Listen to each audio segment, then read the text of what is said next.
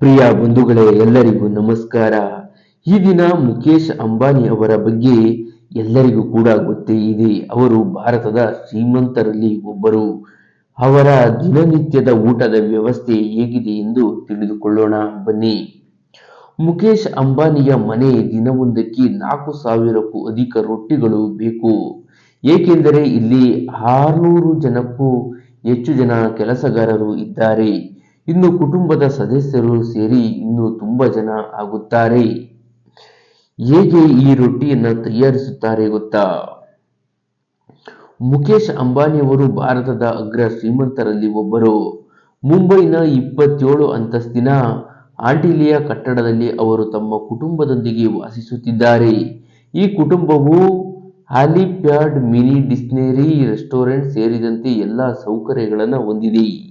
ದೇಶದ ಅತ್ಯಂತ ಶ್ರೀಮಂತ ಕುಟುಂಬವಾಗಿರುವುದರಿಂದ ಅಂಬಾನಿ ಕುಟುಂಬದ ಬಗ್ಗೆ ತಿಳಿದುಕೊಳ್ಳುವ ಆಸಕ್ತಿ ಎಲ್ಲರಿಗೂ ಇದೆ.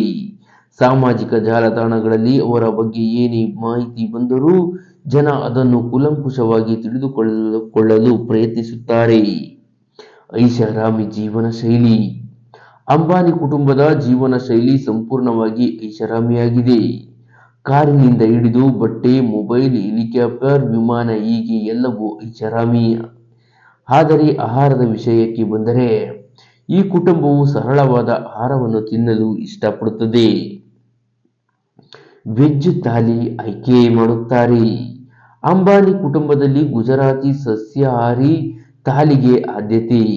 ಮುಖೇಶ್ ಅಂಬಾನಿ ಸ್ವತಃ ದಾಲ್, ರೊಟ್ಟಿ, ಅನ್ನ ಮತ್ತು ಲಘು ಸಲಾಡ್ ಇನ್ನು ಇಷ್ಟಪಡುತ್ತಾರೆ.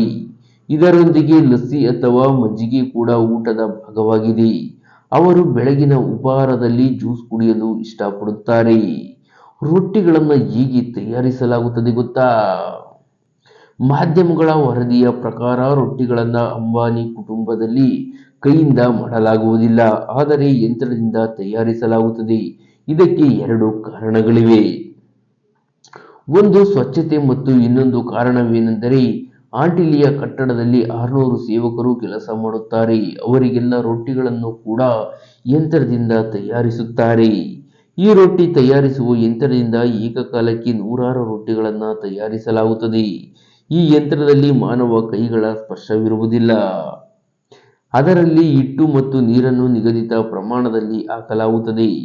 ಇದರ ನಂತರ ಯಂತ್ರವು ಸ್ವಯಂಚಾಲಿತವಾಗಿ ಹಿಟ್ಟನ್ನು ಬೆರೆಸುತ್ತದೆ ಮತ್ತು ಹಿಟ್ಟಿನ ಉಂಡೆಯನ್ನ ಮಾಡುತ್ತದೆ ಮತ್ತು ಆ ನಂತರ ಆ ಹಿಟ್ಟಿನ ಚೆಂಡು ಸ್ವಯಂಚಾಲಿತವಾಗಿ ರೊಟ್ಟಿಯಾಗುತ್ತದೆ.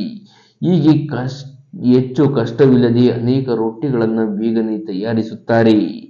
ನೌಕರರ ಸಂಪೂರ್ಣ ಆರೈಕೆ. ಹಲವಾರು ಜನರು ಅಂಬಾನಿ ಕುಟುಂಬಕ್ಕೆ ಸೇವೆ ಸಲ್ಲಿಸುವಲ್ಲಿ ನಿರತರಾಗಿದ್ದು ಮುಖೇಶ್ ಅಂಬಾನಿ ಅವರನ್ನು ಗೌರವಿಸುತ್ತಾರೆ. ಆಂಟಿಲಿಯಾದಲ್ಲಿ ಉಳಿದುಕೊಂಡಿರುವ ಎಲ್ಲಾ ಕೆಲಸಗಾರರಿಗೆ ಆಹಾರ ಮತ್ತು ಇತರೆ ಸೌಲಭ್ಯಗಳು ಸಂಪೂರ್ಣವಾಗಿ ಉಚಿತವಾಗಿದೆ. ಅವರು ತಮ್ಮ ಸಿಬ್ಬಂದಿಗೆ ದೊಡ್ಡ ಸಂಬಳವನ್ನು ನೀಡುತ್ತಾರೆ. ಅವರ ಮಾನಸಿಕನ ಸಂಬಳ ತಿಂಗಳಿಗೆ 2 ಲಕ್ಷ ರೂಪಾಯಿ. ಪ್ರಿಯ ಬಂಧುಗಳೇ, ನೋಡಿದಿರಲ್ಲ ಅಂಬಾನಿಯ ಶ್ರೀಮಂತಿಕೆ ಹಾಗೂ ಅವರ ಸರಳತೆಯ ಜೀವನ ಹೇಗಿದೆ. ಅವರ ಒಳ್ಳೆ ಗುಣವೇ ಇಷ್ಟು ದೊಡ್ಡ ಮಟ್ಟಕ್ಕೆ ಬೆಳೆಯಲು ಕಾರಣವಾಗಿರಬಹುದು ಅಲ್ವಾ? Thank you. ಧನ್ಯವಾದಗಳು.